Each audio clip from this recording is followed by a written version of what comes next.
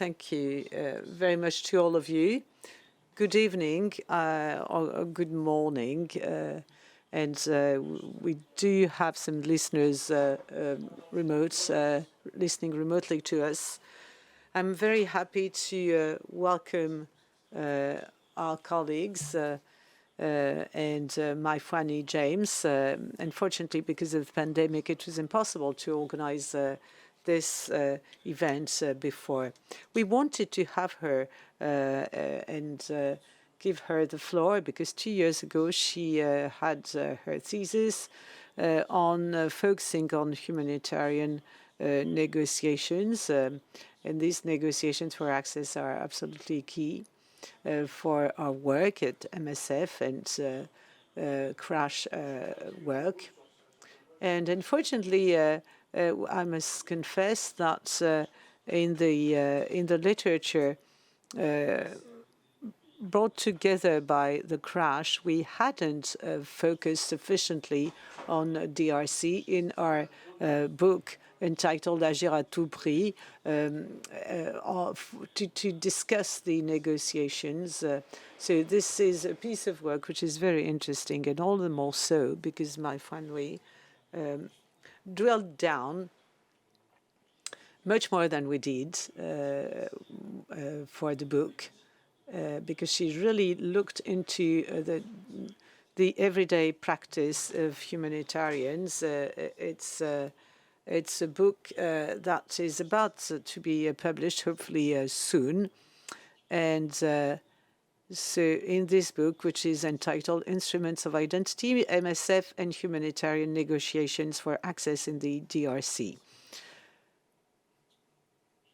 Now, I'm also very pleased to welcome her tonight because we welcomed this work and we supported her.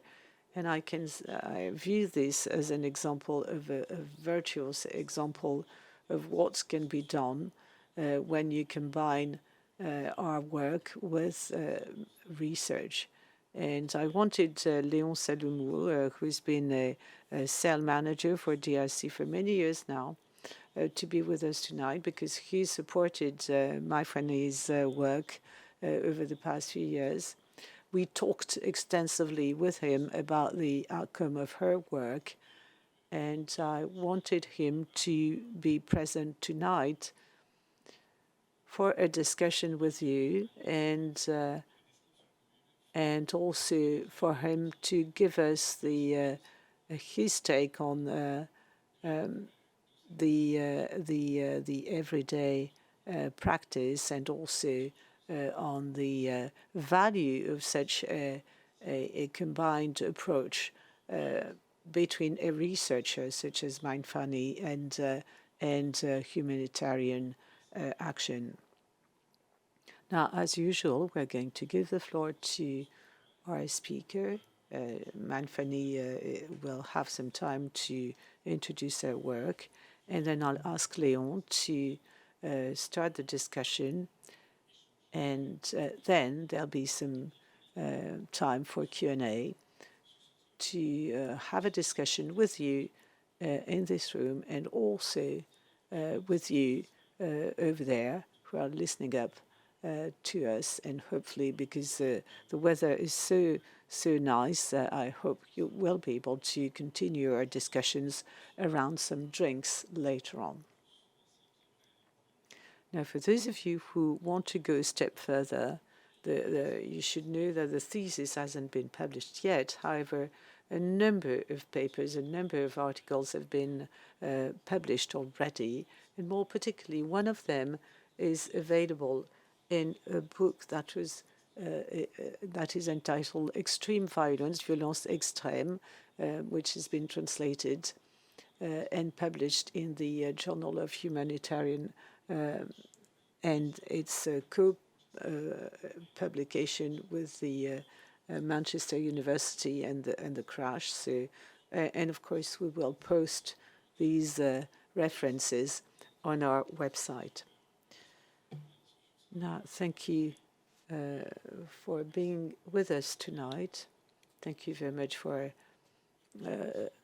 your presence here tonight, Léon. And without further ado, let me give the floor to Myfanwy.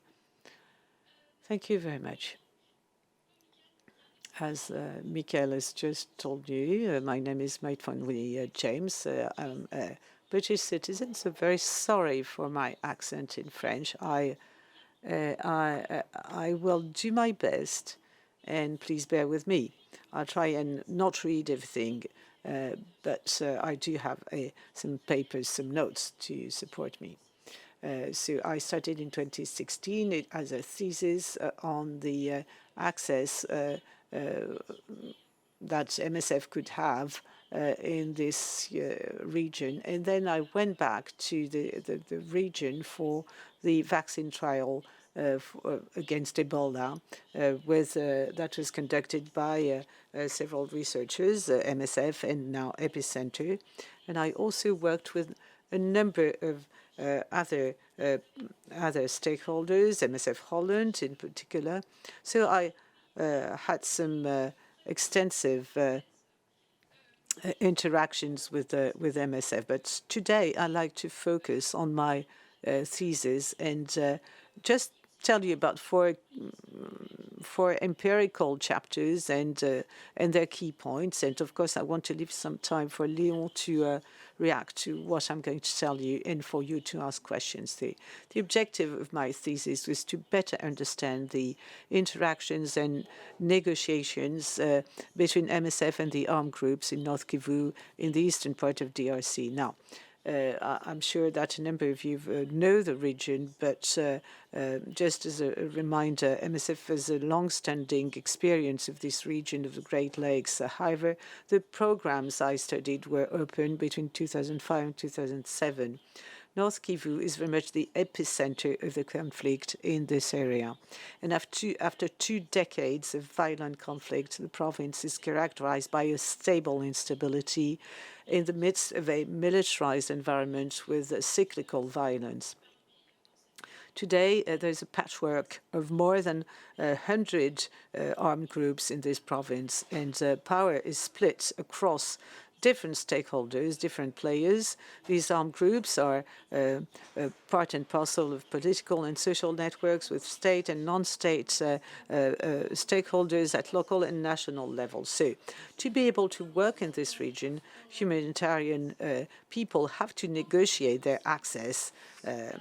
And these negotiations, of course, are based on joint interests, but I think it's also based on the quality of personal relationship that is built with MSF employees in the field. Now, in North Kivu, this is a delicate balance that is very delicate, so delicate that it's very difficult to achieve it.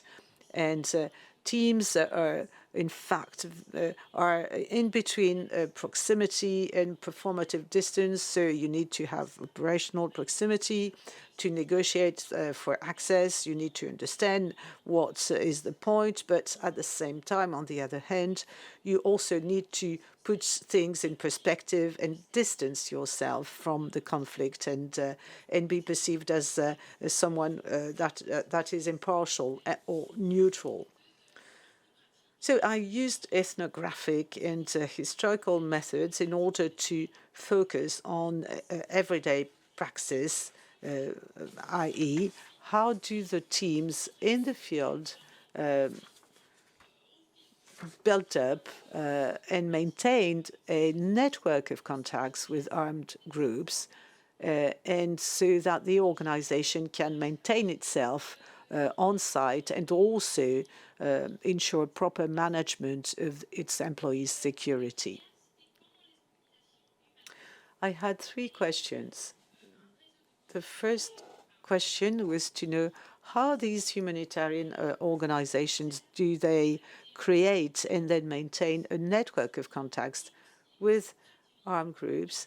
Secondly, how can these principles, humanitarian principles of neutrality, impartiality, independence can be renegotiated and then transposed in everyday life? And thirdly, what are the power games that are observed during these interactions, and how can humanitarian people in the field have to go around some aspects of their identity during negotiations.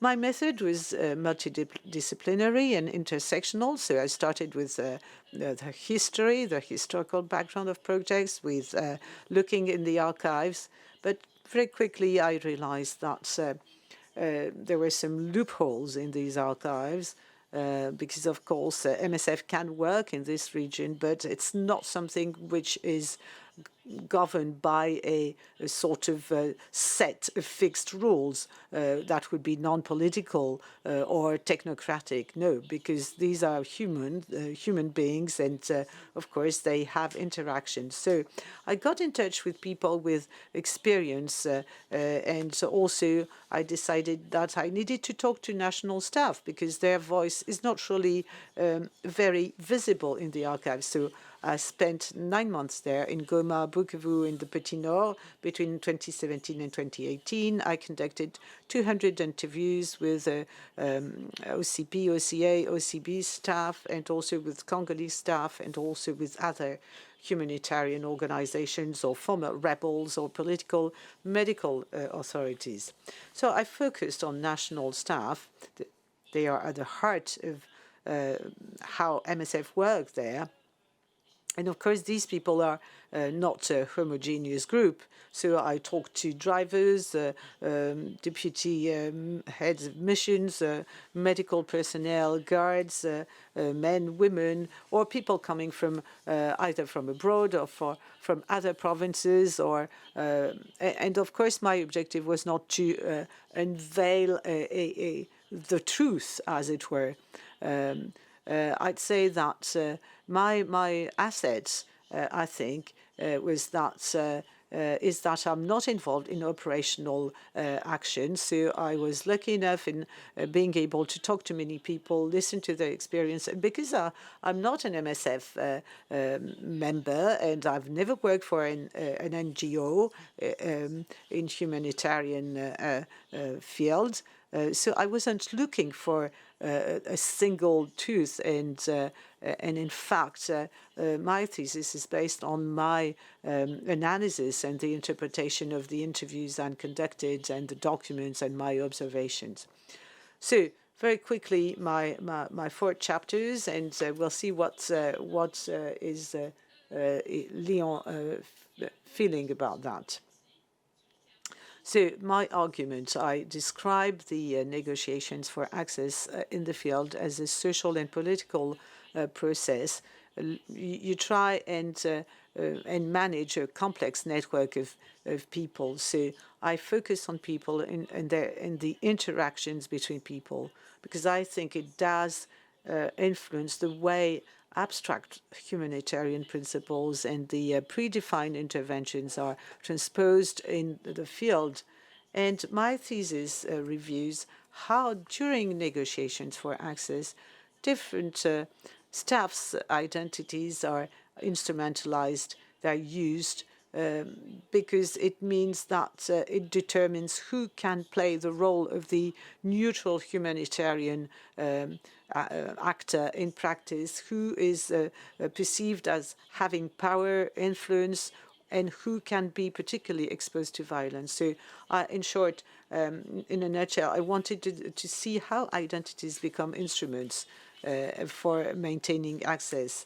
And so you see the rationale here is that the teams are composed of different people, and these different people play different roles because their perceived identities are different, giving them access to different networks, and also their experiences and know-how are different, and they have different backgrounds, and this is why also they are exposed to a different level of risk. So what I am suggesting here, and maybe we can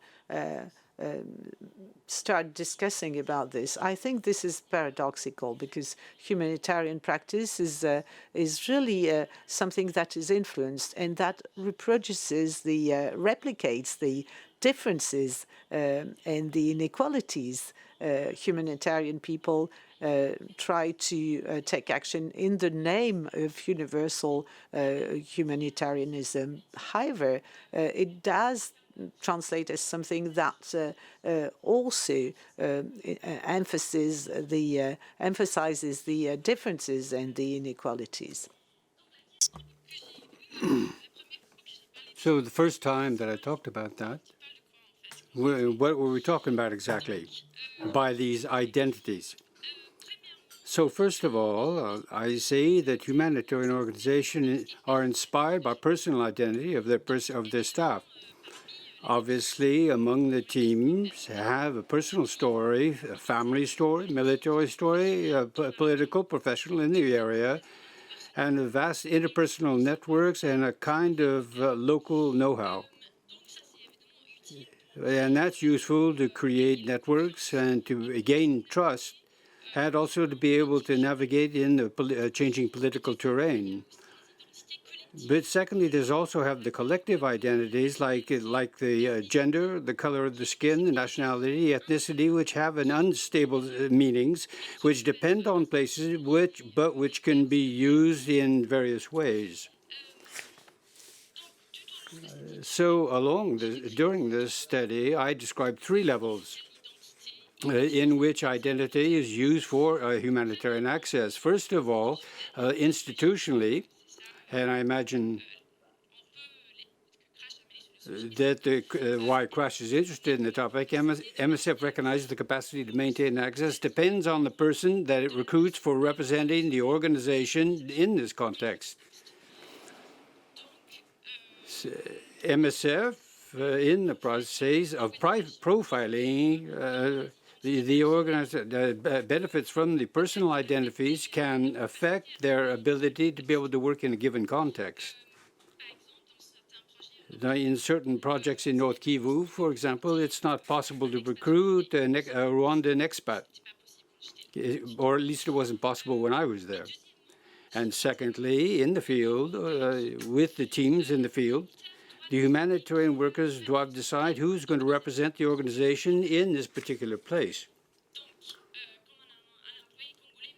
Like a Congolese colleague explained to me, MSF already has words, that is humanitarian principles and the work they do in the area. But after that, what's important is that we have to decide who's going to sing. In other words, who can better play the humanitarian role in this context? For example, on a daily basis, the teams have often made convoys, which they call balanced or strategically composed, in particular when they cross the front lines. So firstly, Izon placed an employee who is well connected in the area, well known as a representative of the team, of the organization, with the idea that it can help to secure make the convoy simple. And that has been compensated by the inclusion of another employee, for example, quelqu'un with the ethnic identity of an armed actor adversary. And thirdly, on the individual level, I described something which is fairly obvious in the daily life, and including among the humanitarian world. They learn to strategically position themselves for different audiences while negotiating access to. And I think it's important to highlight this because this puts the accent how identities are not set or static, but they are fluid and fairly ambiguous. It's a question of perception. Also, because humanitarian work implies the management of impressions. So when I met with various armed actors, the humanitarians play with their personal stories, their careers, the context, but also as markers of identity, which have been assigned to them by others. A very concrete example is that the foreigners try to ask the use of their lack of connections to be able to construct the dynamic of the conflicts. And also, the stereotype of gender, for example, can often be used by women in the field to be able to benefit from them. And they play on the locality or distance at difficult moments, at various moments. And so there are four empirical chapters I'm going to explain the key points of each chapter, and after that we can discuss, because I know this is a lot of information. The first chapter, which is published in French and in English, so if you're interested, you can have it. It's online. And from the first empirical chapter, examines the experience of certain Congolese staff and the complicated work as a fixer, as a broker, and humanitarian access. In the interviews, there were among the national staff in North Kivu who described a central contradiction in their work, that their personal proximity on the local level, that is their situation, their social situation, was both a capital resource for MSF and for them, but also a brake on professional progress or even a risk factor. On the one part, the proximity of the staff is a resource. After all, proximity remains an operational principle of MSF. And if MSF is just a group of dispersed individuals who work for the organization, the Congolese employees could be considered as the permanent representatives of MSF, rather like the backbone of the organization in the area. And security is described as everybody's job. And all the local staff, that is, I use my network to be able to access to useful information and to be able to feed my links. And sometimes some people describe, but we also have to be a translator, interpreter linguistically, but also in the sense of a much broader sense. That is, we have to help with the analyses of the political and security reasons in the area, also help with the interpretation of the policies of MSF. Having said that, this proximity is also a double-edged sword. An expat has summed up the situation when he said that local staff can be both at risk, a risk, exposed to exterior pressures and also to acts of violence, but also the possibilities for promotion are limited precisely because of the reason of their inclusion in the team, because of these links that they have. For example, certain explained having worked in an armed group is very useful for the humanitarians because that creates quite a few contacts. But obviously, it's going to be pursued as an enormous risk by the chain of command, so you have to use it, but also hide it at the same time. The employees also describe that their connections with the patients, and they describe the difficulty of managing the expectations on the personal network and with contact with the patients. Alex, an assistant coordinator of a project, explained to me armed groups always find who you are and where you come from, your family. There's often there are links between you and people somewhere, and they find them and they use them. So the proximity is described as an exercise of tightrope walking, which creates opportunities but also risks. And within certain teams, this proximity is also seen as incompatible with the so-called neutrality of the organization. For example, faced with allegations of collaboration between certain staff members and armed groups, an expat explained to me, we cannot promise that it's not true. And I think that's the attitude that the person had. And so, generally speaking, in this chapter, I say that this national staff member embodies the contradictions of the MSF approach in the area in general. Also, the distance, the performative distance in relation to the process of conflicts. And so I concluded the chapter that the security model relies on a sense of complementarity, like the presence of the MSF person, that the foreigner is seen as slightly detached, whereas the other person is seen as a part of the community. We have to be able to maintain the image of MSF. And I concluded this model can be based on a discourse of complementarity, but it's not equalitarian, because they maintains the hierarchies between the mobile foreign players and their local colleagues. And so that's the first chapter. Though in the second chapter,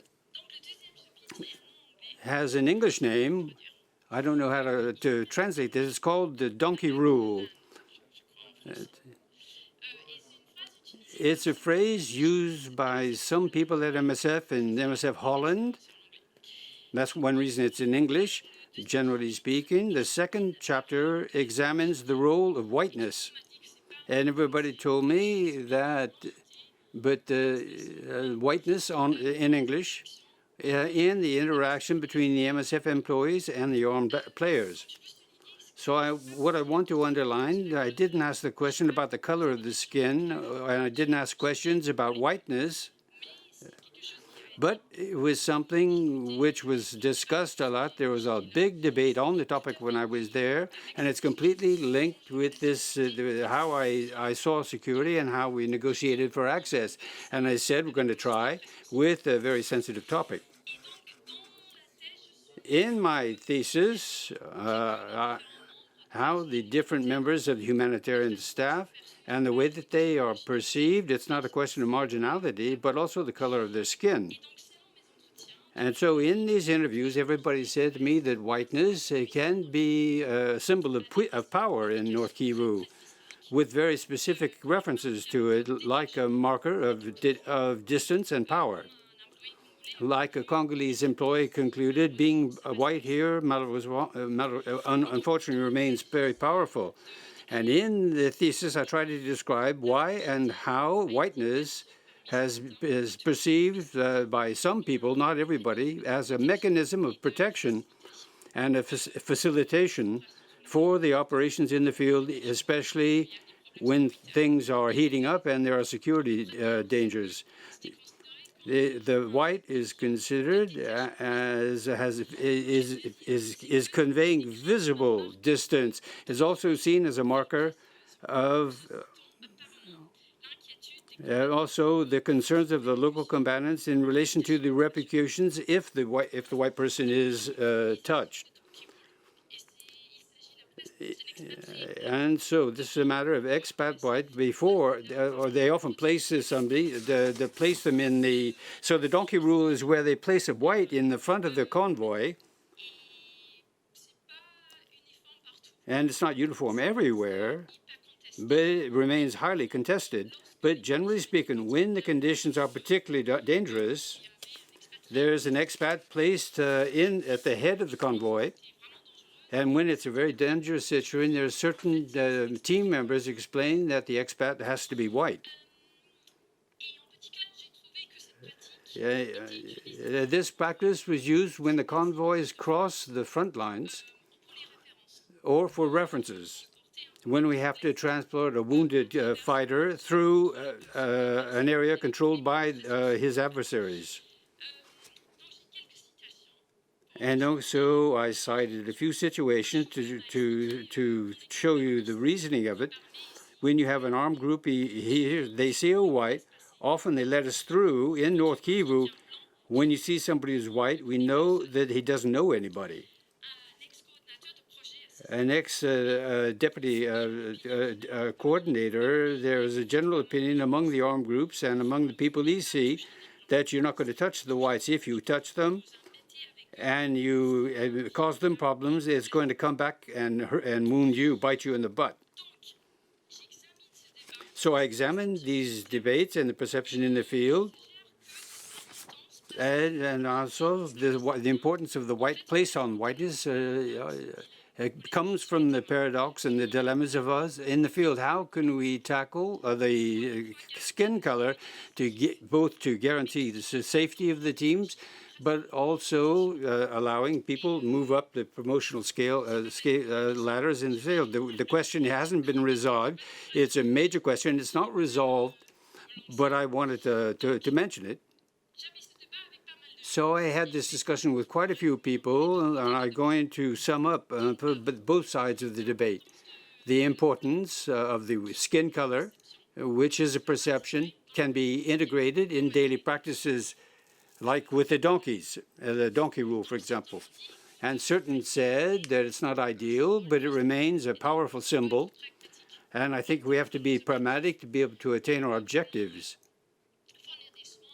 to be able to furnish care and protect staff members. But I found this raise some questions, and my first question is there really a proof that whiteness is really protective? When I was there, this issue was challenged by the team through thefts and kidnappings and repeated attacks by armed groups. And we had quite a bit of discussion, perhaps by using the whiteness as a resource. There is a risk that humanitarian practice on the daily basis it's going to reproduce the same hierarchy as these egalitarian values that we try to break them down. On the other side, other people said, there's no proof about that because it's only a perception. But for certain described their fears that could be a way of transferring risk to the local staff, the African staff. And I found it very interesting that in the same debate, in completely different contexts, and in a very different way. So there were several examples of that, where there was a very different debate on the topic, where certain people, NGOs, including MSF, that we talked about the risks of kidnapping by imposing restrictions not only on nationality, but the skin color, saying that the white is a marker of the West, associating humanitarian with a military operation. And so it's better that we remain with them at a distance, only with Black African teams. And the research by Crash and others said that in the situation, the teams are wondering, does profiling reduce risk? Or is it just a matter of transferring risk from the Westerners to the Africans? And that's what is interesting. In North Kivu, the debate was inverted a little bit. In fact, the whiteness is described as a facilitating mechanism to get into difficult areas.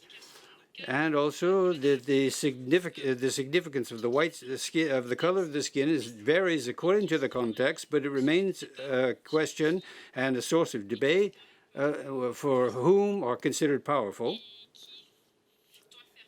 and who has to cope with the risk. So the third chapter, I'm sorry it's so long. Yeah.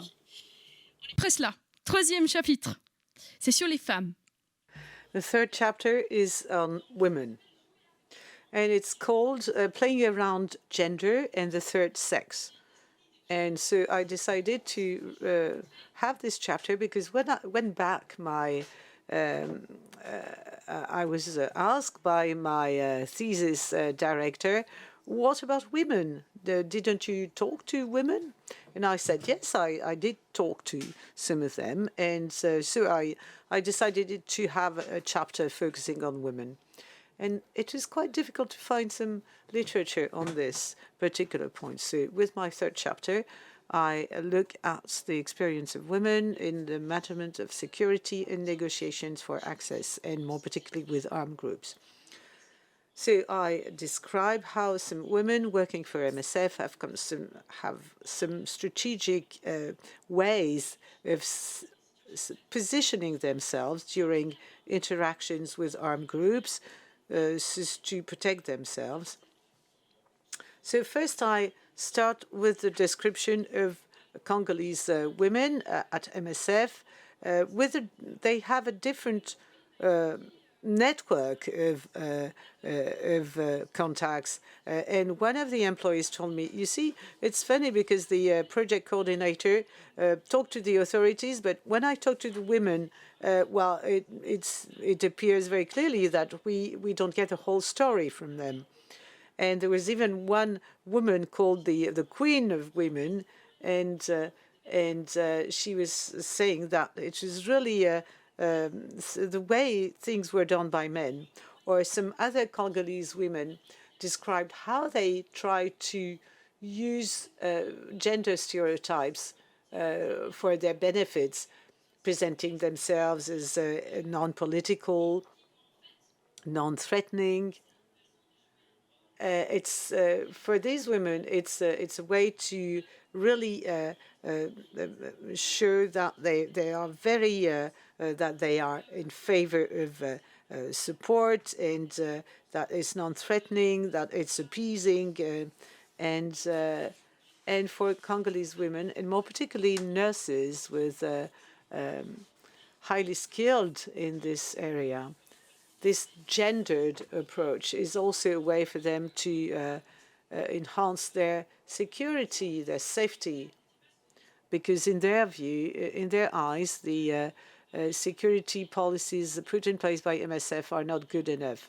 One of them told me, you see, some women here have some room for maneuver, but it's overlooked. It's easier very often to put the emphasis on the care. Or another one told me it's easier sometimes to have women accepted as humanitarian actor because people see us as non-threatening, non-political, though we do the same job. And also, I explored a new notion for me, the third sex. It's a notion used by similar people during my interviews to describe the position of foreign and white women whose authority and the status and their behavior are not perceived because of their whiteness and their authority and status. They are not perceived as the other women, the Congolese women or the Congolese men. So you get this intersection between the color of the skin, the gender, and the nationality, and all this gives rise to a sort of system of privileges and power, which is very typical of North Kivu, and which is, of course, due to the historical background. Fourth chapter, the impacts, and those people who are sort of in between, and the ambiguity, and all these notions of identity. Now, in this chapter, I look at these impacts, these people who were, in fact, brought from another region in this country, and they describe their position as very ambiguous. They are sort of in between. They are not local staff, and they are not expats. So first I started by exploring what is their situation. According to MSF, these impacts are very important in the negotiations for access because, well, they are of the country, while also not being of the region. So they have the performative distance from the local political conflicts, though people argue that it's a bit more complex than that. But that's, of course, in a context of armed conflicts, it can be useful to present these impacts as being totally neutral. And these impacts, in fact, describe a role where they have a strategic positioning. However, it is also difficult for them to balance out these conflicting expectations, and very often they are faced with the distress from the local people and also from the expats, and they have to be very careful and not getting trapped into the political conflicts and access to resources. And the final thing I do in this chapter, the final point I make in this chapter, is a description of how humanitarianism and MSF in particular have become a process for identity formation with a very marked influence on the identity of its employees. These employees spend years away from their home in their own country, and they have identified new social networks, and they've also developed a new professional identity. So Not only does MSF rely on different identities, but the organization itself has also created different identities in this region. Well, hopefully I complied with my time. Thank you.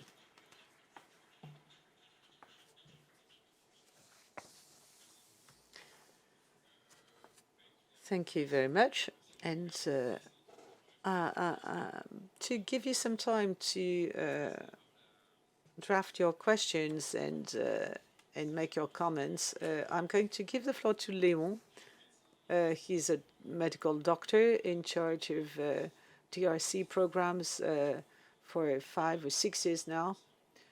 He's a former Congolese member of the DRC mission. So wearing these different hats, I'll ask you, Léon, to give us your take on what we've just heard. What did you expect from this research?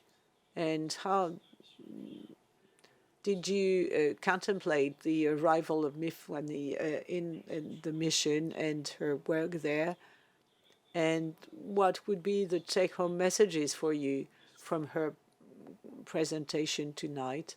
Or maybe things that came as a surprise to you? I'll give you some 10 minutes, and then we'll give the floor to the audience in the room and also on Zoom. Now, you summarized it very well as a national staff, former national staff. This work, this thesis is very close to, or describes very well what I went through and my different identities as national staff, also MSF employee abroad.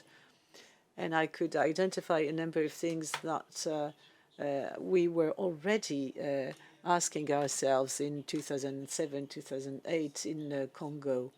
Now, North Kivu, as you said very rightly, is very difficult in terms of security management, and we have to rely on community acceptance to guarantee our security, which means that you have to carry out a mapping of the various stakeholders, maintaining your networks with the various people involved. And as you said, it's very important to have communications. It's to get across our values as an organization. And as you were saying, as you were explaining, getting the message across is something that is done by 90% of the national staff who use their networks to maintain these networks and also to guarantee access for MSF. Coming back to Michael's question, I have something to say about Chapter 2, your second chapter, where you emphasize the policy put in place for defining different categories and having different identities. And you say what does it mean to be local? If you are you were born in Rutshuru, what does it mean if you go somewhere else? And then expats. And you also very carefully avoided to use the term race. Whether you are black or white does play a role also. And this is, and you describe this very well in this chapter. You say that this identity also comes with power, neutrality,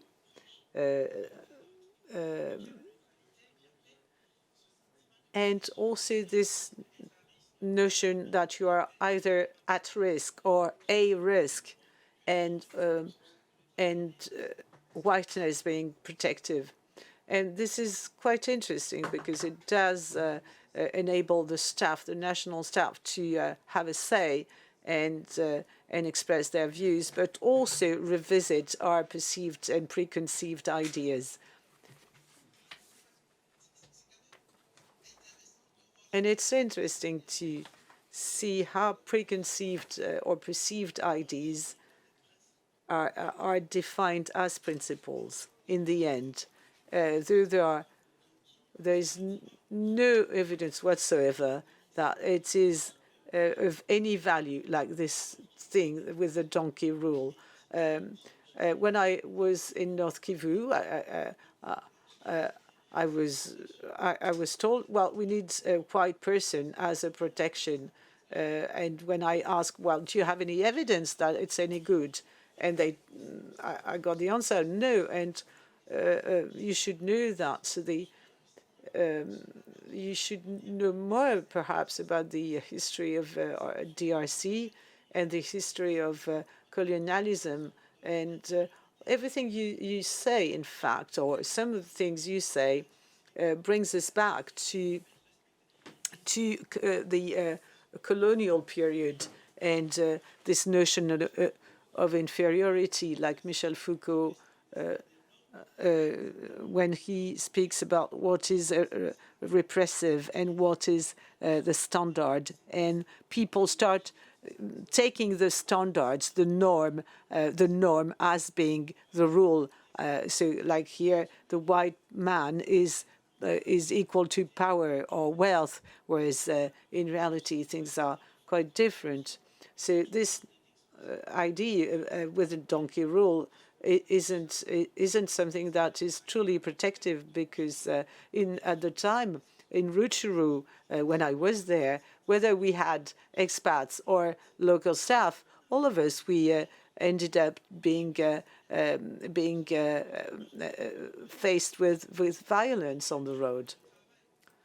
So what is interesting in this work, and I want to thank you for that, because you gave the floor to people who are invisible, as it were.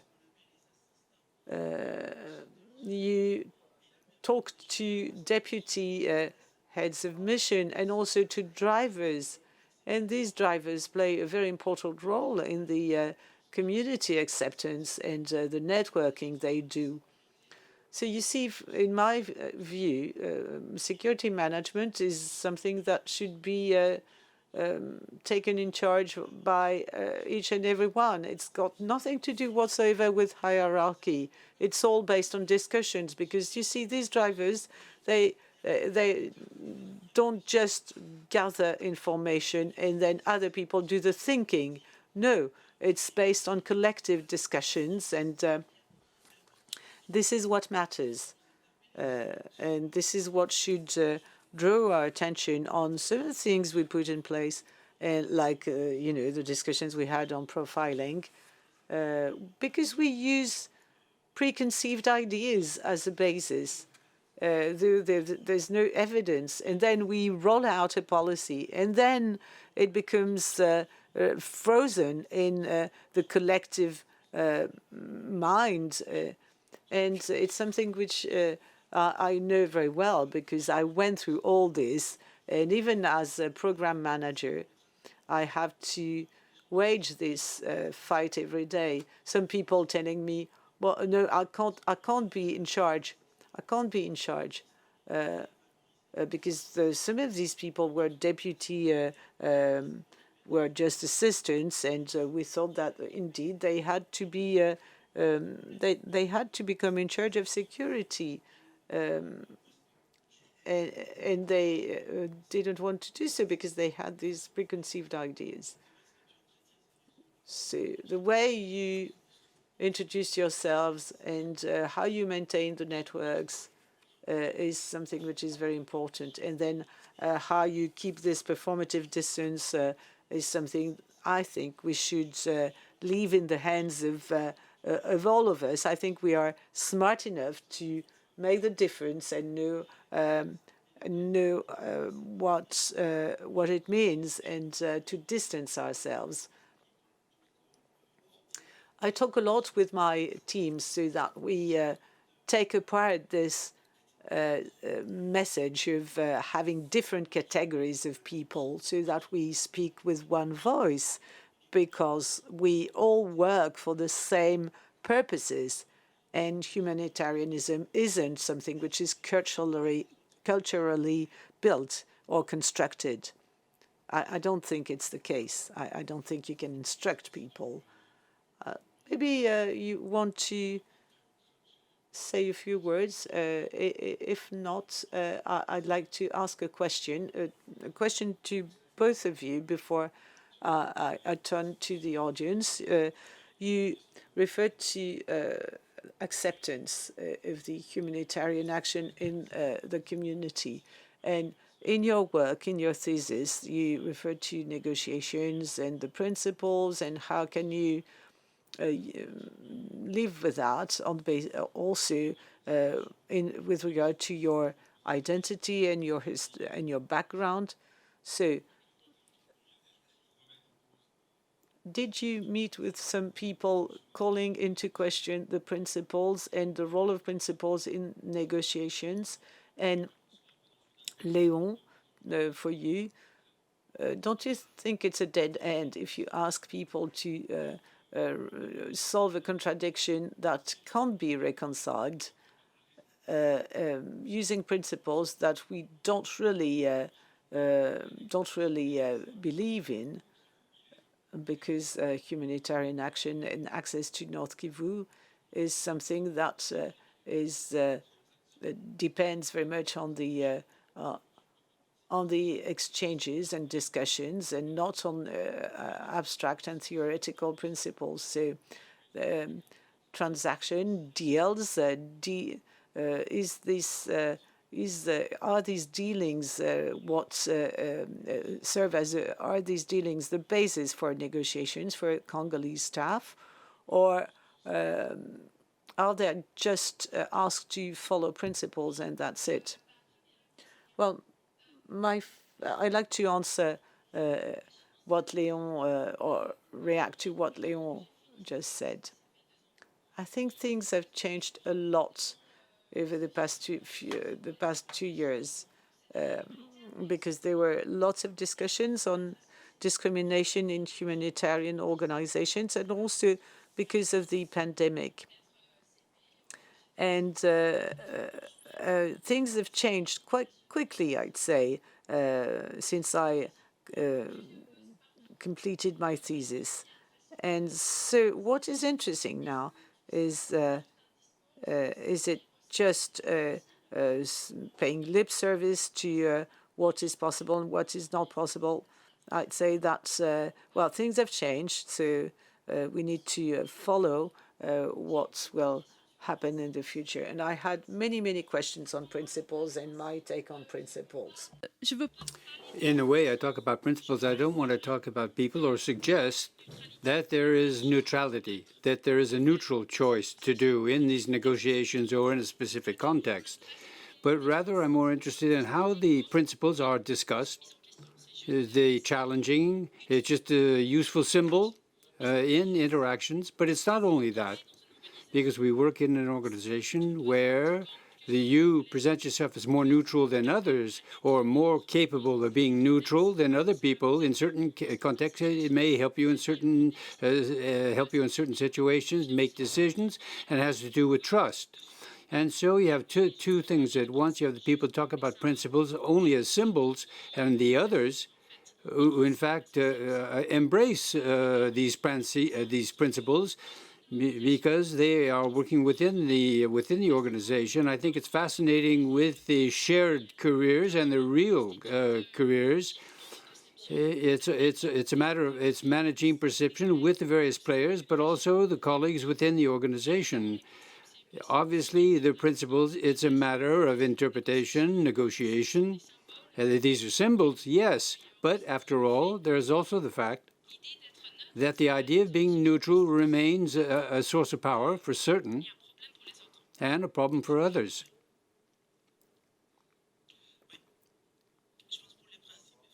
Now, concerning the principles, what's important for me is that how can we interpret them and communicate them?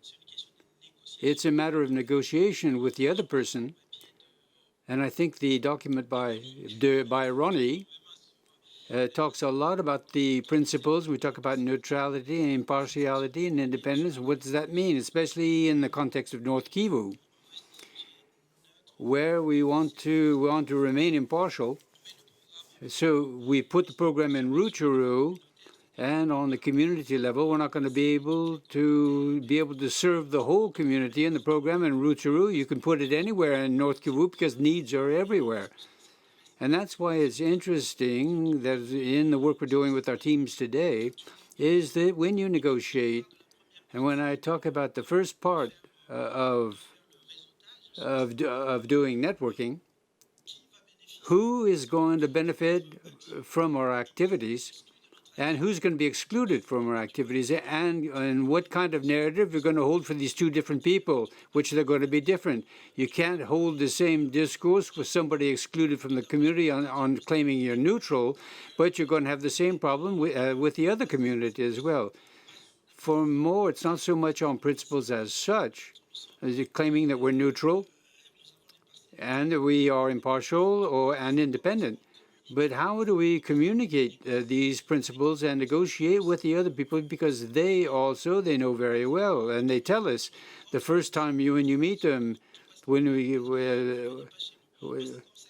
they ask us why we don't come to their place. And this is what I found very interesting in Myfanwy's work.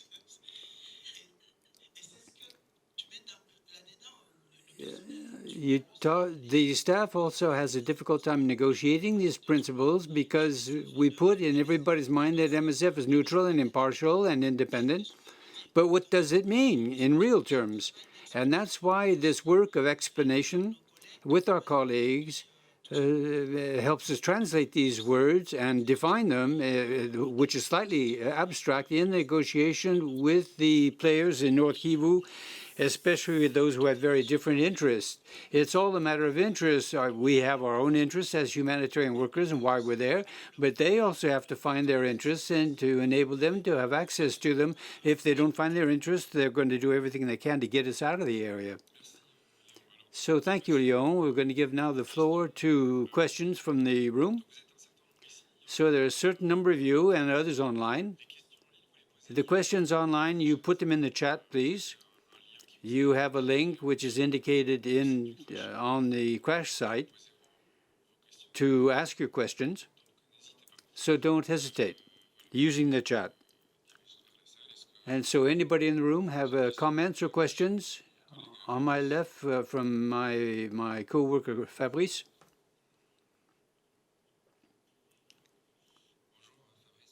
Good evening, Fabrice from the crash. I see I find this discussion very interesting because Myfanwy had the impression that in negotiation you say it's always the same words, the same song.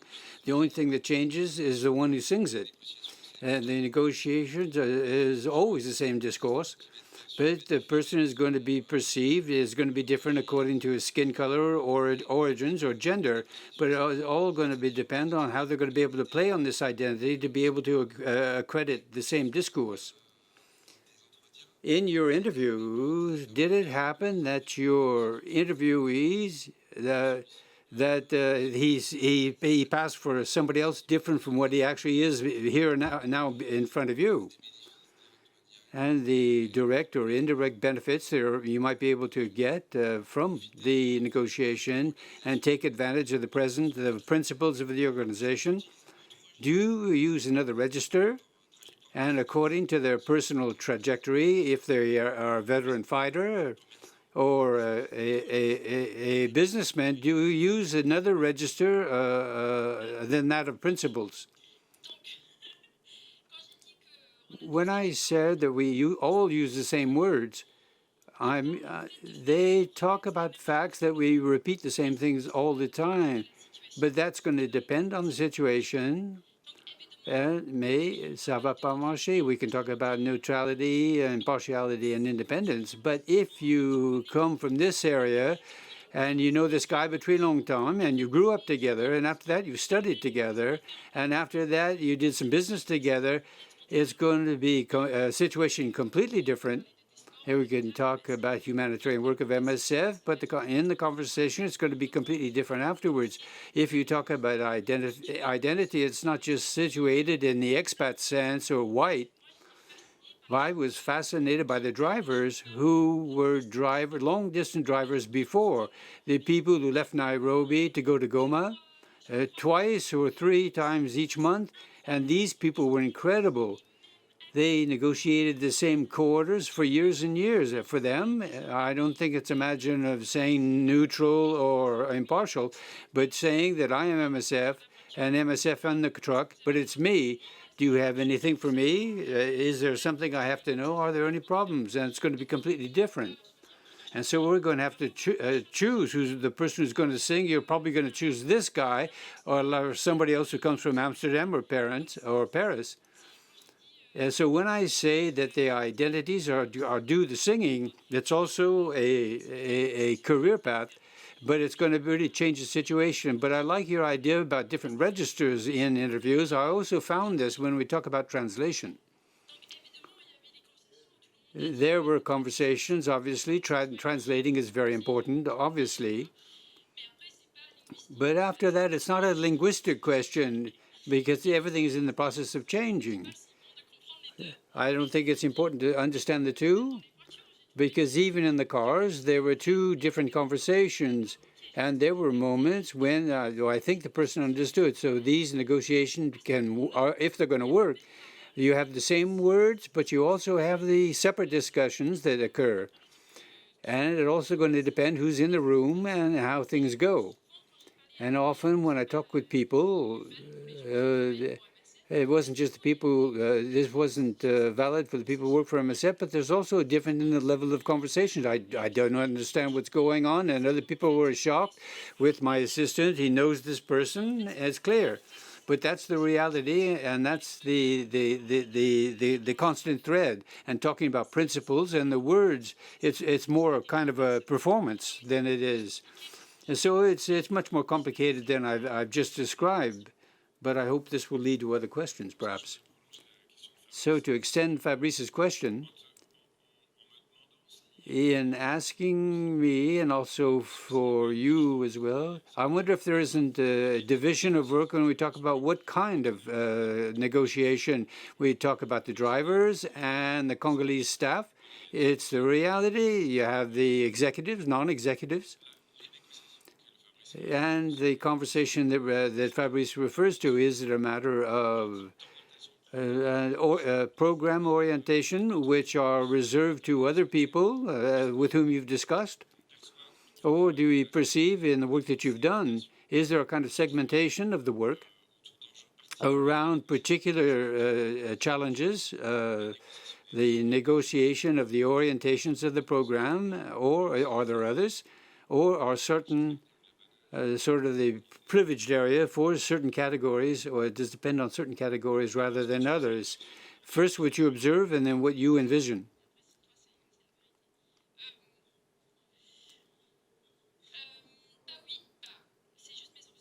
These are just my observations and what I've heard. Yes, there is certain fragmentation when people talk about translation, that everything was already been decided. And what we have to do now is do. And it's my job to do the daily. And that's why I talk about the daily work that everybody is here, and the thing that I practice. It can be discussed, as you discussed in your book about the programs, where they're working. It's already been done elsewhere by somebody else. Or people don't have access to the conversation. But afterwards, to implement that and really do what we've already negotiated, that is a matter of a lot of negotiation, which I have tried to describe. And I hope my answer was clear. I think we're talking more about negotiation for access of the program, not talking about the strategic part of the program, but we're talking much more about the negotiation for access with these players in the field. But the issue of the orientation of the program, that you have the framework team to have this kind of discussions, and you have to negotiate with us. We inform them that we are there, and we describe the program, and we're going to try to implement it. But I want to come back to this part about translation and talk about my own experience. When I was in 2017 in North Kivu, where there was a security incident, I got interested in this. How did the person negotiate with the armed groups? Because the person was there often. He put me in contact with a certain director. But I don't speak Swahili, but I spoke in English so that the person would translate. And it's impressive to see how the people translate of what is said. The person who is close to Kalkan, to someone, tries to explain through language what we're talking about, even if the ideas aren't the same between the two languages. And so I continue to repeat 2 or 3 times. But he did not want to pronounce the word. But I didn't want him to get angry about it, so I remained calm. But that's where I realize you have to really pay attention that when we talk with people, there's going to be interpreted. It's not only going to be translated, but it's going to be interpreted by the people. And we talk, even if we say that I want to introduce you to somebody, we're going to talk about the principles and be rather stiff about it, but to be able to translate it in a different way. And this is very important, to come back to what Fabrice has said. In negotiation, he has to maintain the relationships with the person, so he's not going to expose himself. That's why he's going to try to soften the corners a little bit, which is kind of a double negotiation, because you're negotiating access, but you're also negotiating your relationships with the person you're talking to. And these are fairly important people. That's why in your work, you put this forward, that the capital role that they play, but it's also the trust that you can put in these people so that the translation is better. So, thank you. Any other questions in the room?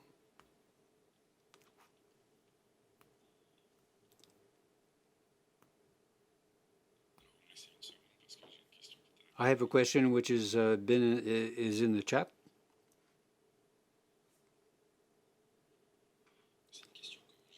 It's a question which I'm not going to ask directly to Myfanwy, perhaps to Léon or to others here in the room. A question which says, is this transposable to other MSF zones in the sub-Saharan area, in conflict zones? Is this transposable to other areas in sub-Saharan Africa? In the other countries where MSF works, does the process or the conclusions of Myfanwy seem specific to the Congo, or are they applicable to other situations in which you've worked? You see this role of translation and the orientations, or the language of principles. Is it permanent? Is it something that exists elsewhere and almost everywhere? I would say that in the conflict areas, which we see fairly regularly, but to say the work or the conclusion of the work, I think that you have more specialists than me. They have a more extensive qualitative research. It's very difficult to generalize to other contexts. But what I find interesting is more the process and the methodology in other fields to enable us to understand what our colleagues think, and also the perceptions, whether it's perception of our colleagues. I think it's very interesting.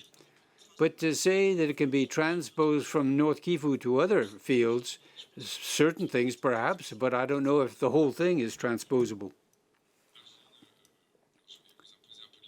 And so I have a long question from William Nkan, who's the Director of Operations at MSF, and who is also a program officer in the DRC before you, Léon. The principle of neutrality, to be very practical, I remember when I was in North Kivu, faced with the representations of the Hutu, who in a context where we were suffering from serious incidents, and an area which is they considered theirs. And in recent years in Bamboo, the Hutu threatened the Ministry of Health employees So it's a question for you, Myfanwy. To what point the perception of the internal practices at MSF and the existence of abuse internally were seen as a source of insecurity? And another question for, don't we take into account this belonging to be able to send people, the right people into the place? Recruitment is the most sensitive topic, and those raised the most in the interviews. And even when I asked a question about negotiation to humanitarian access, so you talk about this link immediately, but I understood afterwards that, like when I talked about negotiation, in fact, it was often that the teams responded with recruitment for several reasons. First of all, because having negotiated with certain armed groups and the recruitment of certain staff members and the presence of certain populations and communities within MSF is one of the first things, in fact, that was discussed. But to answer the question, I found it fairly interesting, this use of localities with MSF. You have a lot of local staff, they have the local communities, but in fact, this really triggered debates and conflicts sometimes, and it created certain tensions about what represents local. You have historic conflicts, which are very complicated, and also who are the natives in the area, and who have the right to work and access to resources. It's also an area where the NGOs are the biggest employers in the area, and they are everywhere. It's become an enormous source of tension. What I also found interesting during certain periods, in particular the CNDP area, there was a lot of pressure. And it's one of the situations, the most often cited, talking about armed groups saying you can work here with no trouble with your principles, but you have to recruit these people, our people. And I found that recruitment and personal identity of certain staff members really triggered a lot of debate, but also conflict within the team, but also on the local level. And it's not as surprising as all that, probably, because the NGOs are the people who bring in money and business and jobs in areas where there is now a debate and discussion which is going to be based on that. And so I talked about all that in the book as well. So Léon, perhaps a comment, and then William asked the question about how we organize the composition of the teams in contexts like that. It's true that recruitment in North Kivu is a sensitive topic because there's a lot of pressure from armed groups that we recruit quite simply from their ranks. If I take the example of the last project that we opened in, and that's why I talk about negotiation, to negotiate for access, we negotiate for access, and after that on recruitment, it's going to be connected. But it's always a debate among ourselves, and even if the people deserve this, but we try to find a proper balance. But what I've noticed over the lately in North Kivu, perhaps it's lucky for us, that the people self-exclude themselves by saying that I don't feel capable of working in such and such an area. And so as a result, this problem is at least half resolved. On the other hand, we managed to negotiate and to have other staff members whom we call the delocalized, because a delocalized person, when you can't find somebody on site and the expertise, and you have to bring somebody in from outside, from another region, but we managed to negotiate that. But that's the whole issue about this, about us as employers at MSF. We try to ensure their security at the same time. And most of the delocalized people remain together with the expat teams, and they benefit from the same protection as everybody. And so we are watchful. But I think for me, it's a matter that we have to negotiate. When we talk about negotiation for access, it's negotiation about the other capacity to be able to recruit without having to give in to the pressure of armed groups. Another thing we have in North Kivu, we also said in the work, that everywhere where we work is the community needs us, and that the pressure doesn't come simply from MSF, but it also comes from the community, and that's a strength. The simple fact of transferring these issues toward the community helps us to maintain this balance. But I'm not going to say that we have 50% from the community and 50% from another community when we work in Rutshuru and Bangu. 90% is going to come from the community and 20% is going to come from our community, because the people self-exclude themselves. And we're going to recruit people who are already living there. But it's also important to know we don't have in North Kivu, we just have single communities. There are other communities, even if they are minorities, who are living in proximity. Merci. Un petit tour à la salle. Thank you. Over to you. Going on with with the questions we get from the chat. Risk transfer.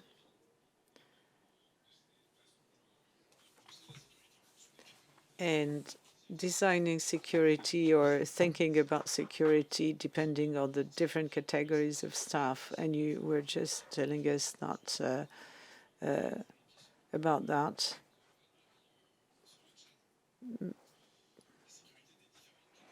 There is Anne-Marie's question on the chat.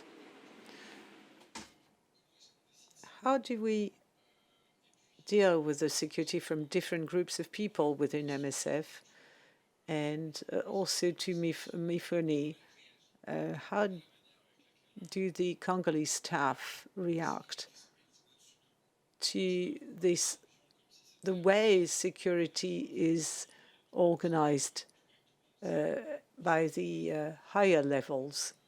You were telling us, Léon, that security is a subject that is debated upon by all, but who makes the decision?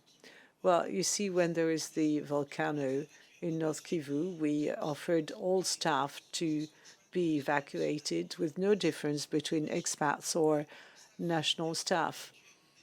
And in Rutshuru, we told people that we wanted to evacuate, and we asked everyone whether they want to leave.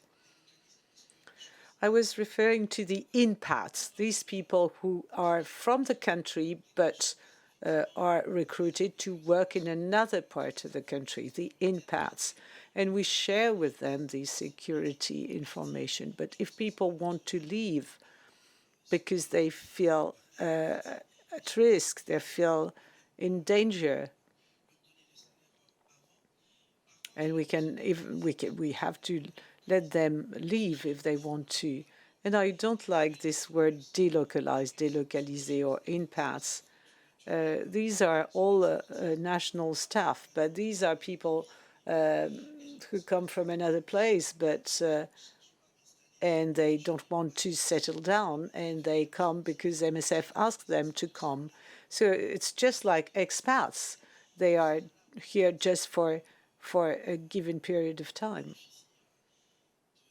And then, obviously, these people benefit from all the advantages and the perks different from what others get access to. I don't think this is such a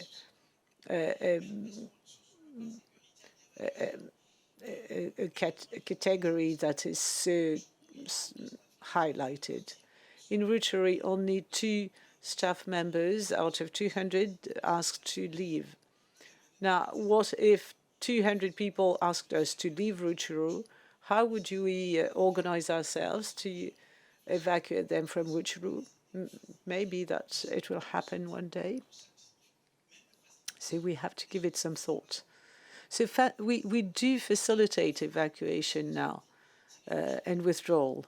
It's something which is important. We didn't do it in the past, but it's really something important for them. Natalie, and then someone else. Chris, can you please introduce yourselves so that people who listen to us online? My name is Christopher. I'm in charge of the cell, deputy cell manager with Léon, cell 5. 2 short questions. This perception of local staff, Myfanwy, what do they feel that they are at risk, more particularly for MSF workers, threatened by things that could happen in the villages, in the communities? And what is their experience? How do they deal with it? And you were telling us about the third gender or the third sex. So you were telling us that it is apparently it's something positive. Imagine that you were able to meet with people in this category of the third gender, and what was their experience in the mission? Now, your first question, I think it's rather linked with our last point on evacuation and security. So indeed, it depends on the context and the people. Some people said, you see, the problem is that with the MSF security policy, we don't have a right to be evacuated, though we feel that we are more exposed because of our working for MSF. So for them, some of them, the fact that they work for MSF is perceived as a higher risk, but it all depends on the person. Often I was told that it was because they were known to to have a salary that is fairly high, and if should there be a problem, now they could be a target because people would think that they have money at home. But I could hear the opposite as well. People telling me, well, everybody call me doctor because I work with MSF, though I'm not a medical doctor. And I have to say that, you see, my thesis is a bit difficult because it's intersectional, but it's also historical, and things have changed a lot over time, more particularly for inpats. They were not evacuated with the rest of the people, and they were scared because they felt exposed because they work with MSF and they haven't a clue about what they can do whenever there is an evacuation. So some people argue that, yes, indeed, it can be a problem to work with MSF. The third gender, or, well, it is something quite difficult. Some women just hated it, but were not surprised when others argued that, indeed, it could be an asset. But when I asked them to tell me exactly what sort of benefits, well, they gave me very long stories, and they told me, you know, you can play around this notion of being and also that we are being a white woman. But it was mainly with deputy coordinators that we heard this, because whenever they are briefed, some of these white women are told that this being white and being a woman can be useful in negotiations. So it was really very much down to earth and informal. It's a sort of pieces of advice they're given. But some Congolese women argued, well, of course, white women can say and do things we could never say or do.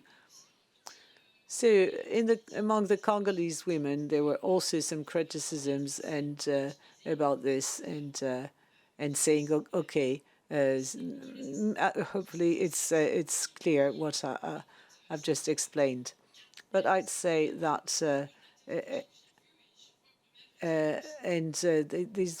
this was something I heard from the project coordinators rather than from other people.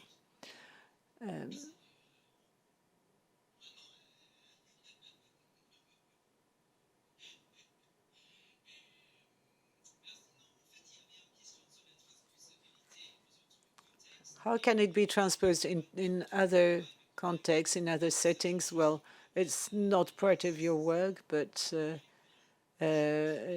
what you said reminds me of things I experienced in the Middle East.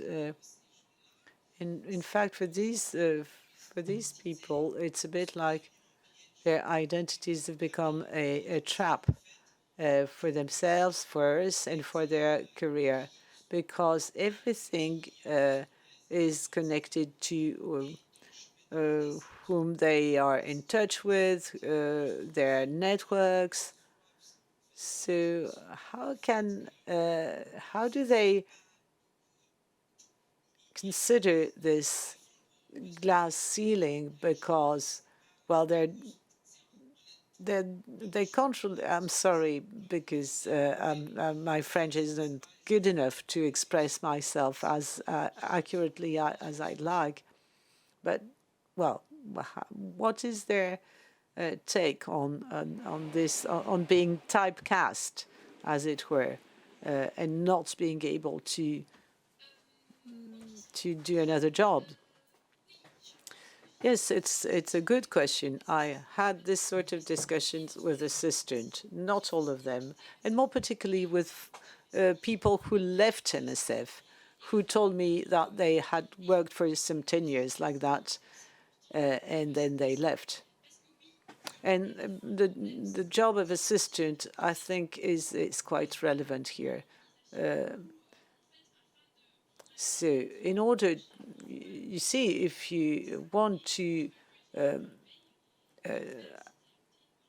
have a career development, you have to go from mission to mission. And of course, some of these people who are really specialized in security, these assistants, well, all of them stress that indeed this is a problem. They can see that their colleagues, even newcomers, but medical doctors or with medical training, well, found it a bit more easy to be seconded or to become an expat, or even to move around in the country. And so this is the sort of things I heard from assistants. So it's quite key, and I think it's something which has become more and more controversial when it comes to the decision to know who can be a replacement for just an interim period. It's not up to the assistant to pick this replacement. So everybody wonders about what these assistants can really become. Can't they just move upward in the organization? And so maybe, yes, there's a problem of opportunities. To come back to the question of women, and particularly the Congolese women in our teams, and this idea that they have a different approach to negotiation, to access, a different identity, I guess, which facilitates their work. Do they feel that that's recognized by the MSF teams, particularly the people who are supposed to be responsible for managing security? So these assistant PCs, assistant heads of mission, do they feel that they're listened to by those people? And do they ever think of themselves as being capable of or being allowed to take that sort of post, being invited to be involved in those discussions? Or do they feel that there's obstacles towards that? And what obstacles do they state, apart from the fact that they're a woman and it's not seen to be a woman's role? Did they more concretely describe obstacles to playing more of a role within the security sort of apparatus? En français ou en anglais? Oh, la pression. Ok, je vais continuer avec français, sinon je serais trop confus. Go on in French. It all depended, but there was one project where I could perceive some frustrations. And it may be why, when I asked whether some of them wanted to talk to me, some were quite keen to talk to me. Not all of them, mind you. And indeed, it is perceived as a dynamics between the Congolese staff and maybe that the expats were not really aware of how things were done in the team. So it was slightly ambiguous. But some other women described other obstacles beyond attitudes or mindsets or perceptions. It was more they wanted to know how they could become expats. And they said that even being seconded or being sent on a mission, because a mission with your families are for people who've been working for MSF for 20 years or people who are well connected. And of course, we can't just do so, leave our families behind, even for 3 months. So they said that maybe the system and the organization is designed with people other than themselves in mind. And this is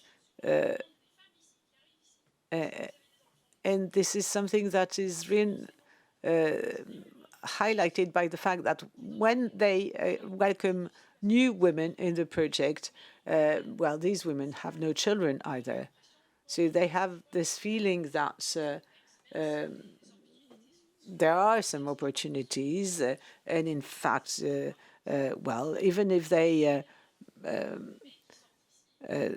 apply for a secondment, they have a feeling that it's all going to men, in fact. There's one question that I'm going to read, and then I'll give the floor to Anna. And then I think we'll stop shortly afterwards. A question from IPSO, NGO specialized on security. Giving the example of Congolese colleagues who had modified their names as to be as not to be identified with one particular ethnic origin and referred to their various identities. So did you feel that there was some sort of smoothing out of their various identities so as to become closer and closer to a form of neutrality? It's a very good question. Thank you. And in English, I mentioned this as shape-shifting. So shape-shifting is something they use. And this is very interesting. Some people say, okay, you need to maybe, I conceal part of my past, and others argue that no, it's even, you should even go a step further. You should be like an actor and play a different role, and depending on the situation. And I can still remember the example of someone who came from a project, who was really who started to work in a given project, but his parents came from a different place, and his name was a telltale sign of him not being from the local community. But so and in some cases, therefore, he used his first name and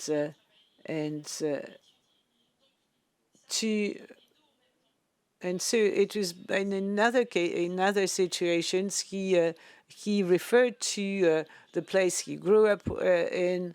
So this is what I call shape-shifting, and this is another discussion we had.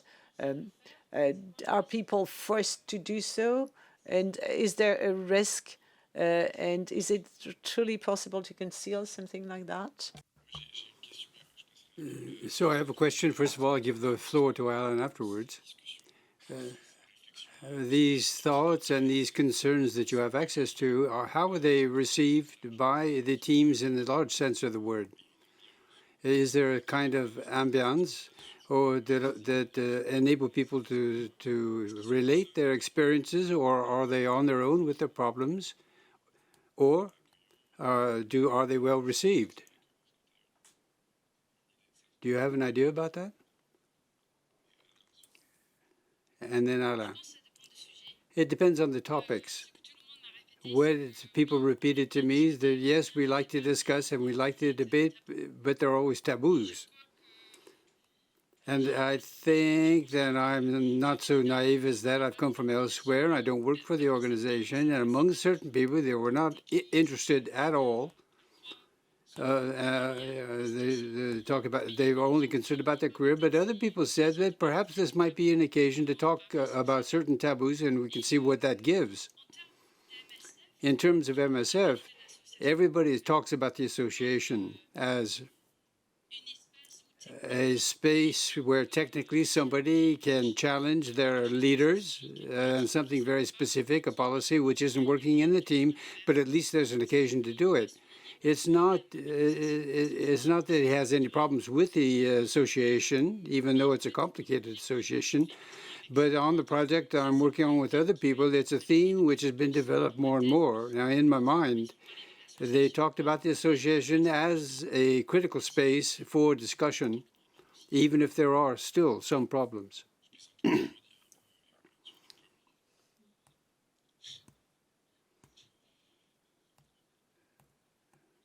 Donc, Alain, my question is linked to the second chapter, the racial issue, and linked to the discussion that is going on about the decolonization of MSF.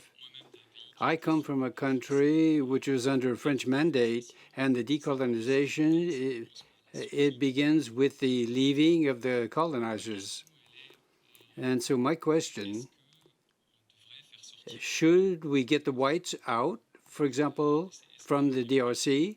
Or the whites are necessary in the DRC? Is it a model which perhaps, what is the justification today? Because I've also heard that it's not always easy in real situations to say to have a white person is better, because they feel more protected. But I think by extension, we could talk about the expat model. And what's the interest of having these expats to a mission in Ukraine with just Ukrainians immediately, rather than sending in French people who don't know the context? And so it's just a thought. I know it's a bit provocative, perhaps, but if you have any elements of response of an answer, I'd be grateful. It's a key question in the end.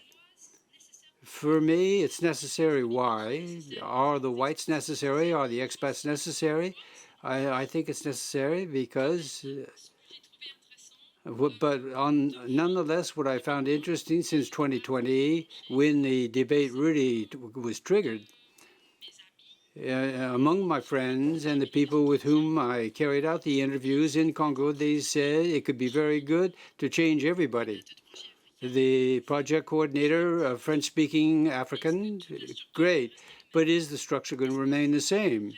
Is it going to remain the job of the head of mission and the project coordinator to implement a project which was designed by others from elsewhere? So it's not just a question which is there, but how are the other people working together, and how are they able to participate in important decision making? If you talk with people in Goma, in North Kivu, in the street, you're going to have a very different opinions on the issue, but I find it very interesting, and I think it's linked, if it may not seem linked, with the position of the UNESCO, the mission of the UN on site, because there's a big debate about their presence.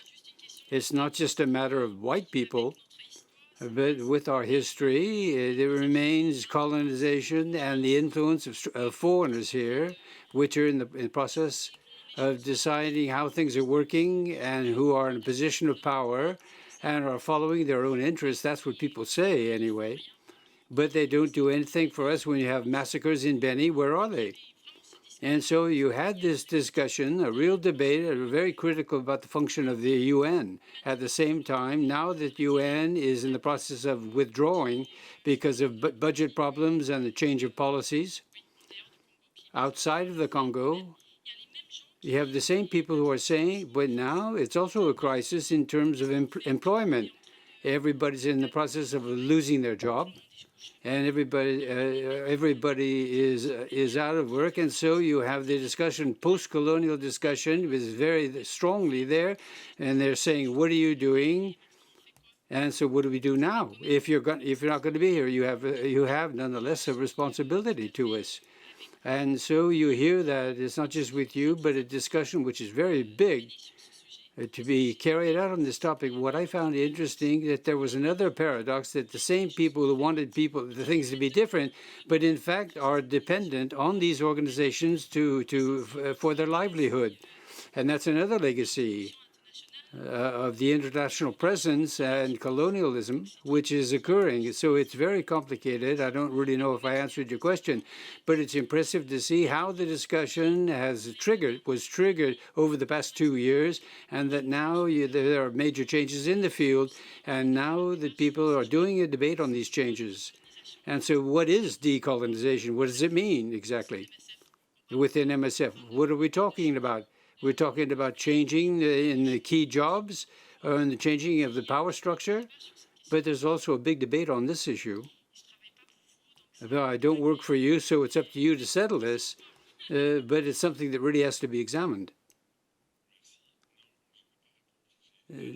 So we have a final question. And I will let Léon conclude. So this is a summary because the question is fairly long. It's a question that carries on the relationships of the different sections. You have the MSF sections on the fact of knowing whether decisions for security management are divergent between the sections, on the strategy of exposure of the staff. What do the people think about that? The people you talked at, this lack of consistency, to take up the phrasing of the question, with, for example, linked with an increase of the increased risk of kidnapping, and the sections which interrupt their road travel and others not. And how do the staff discuss these things around these kinds of questions? There are a lot of... So the differences between the sections, there are also stereotypes based on the nationality of the section. Therefore, for example, there was a stereotype that the Belgians want to be everywhere. Their projects are big and they're everywhere. It's kind of a joke between the people who work for the Belgians and who work for the French. In terms of daily differences, there is a big difference on the fact that a lot of people with MSF Holland are English speakers.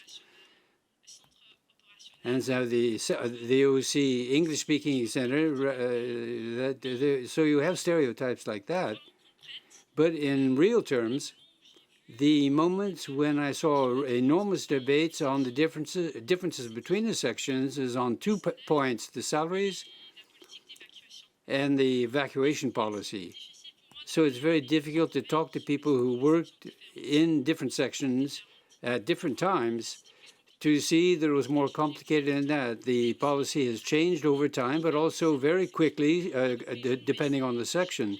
So the people try to change the sections according to this change of policies.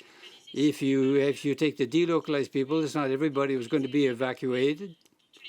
And all the sections everywhere since 2005. That, I'm sure of that.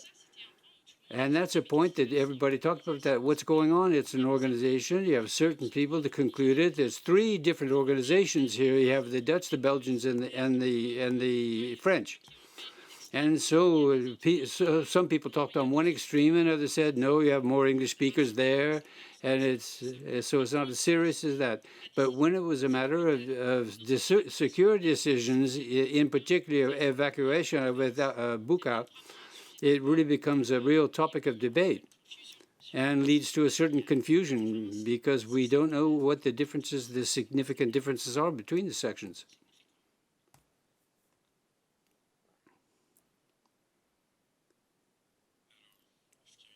Is there a final question from the room or from online?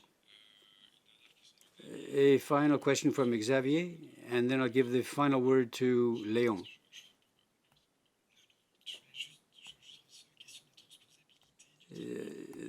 The transposability of the work of North Kivu, you have the sort of a flavor of the field, which is going to remain the specifics. So we've talked a lot about that together. You talked about tools and the tools for reading, which are extremely useful to transpose elsewhere. But I would really like to transpose to my mission, for example, which is the France mission. And we also ask the question, how can it be applied to the Congolese experience in France? And so these questions come back often in MSF's discourse, especially with the France mission. Are the members of the France mission, are they burn themselves out? Is perhaps if we can, when we occupy of immigrants, we are confronted by the same difficulties caused by our own state. Perhaps we could expatriate to other countries so that we don't burn out against the French state. And up until now, it hasn't been the case. And moreover, when we open a project in Calais, we say that we're not going to send expats to Calais. We're going to recruit them locally. And I have been warned and discussing with a nurse who worked a long time with the MDR in the northern coast of France and has now expatriated for MSF. But be careful if you recruit locally, people don't come from Calais because they burn out in Calais. It's better that they go home to Lille for the weekend.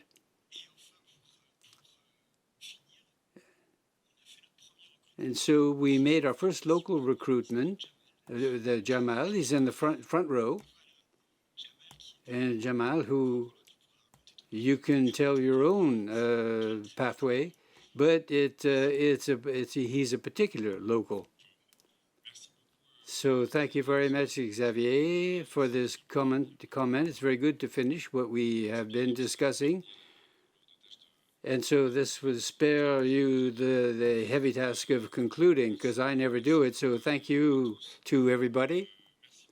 And also thank you so much to Myfanwy, above all. And so I suggest we continue the conversation on the terrace around a glass. And I imagine, well, all in the Congo and other countries, these conversations are going to continue with the debates that we've had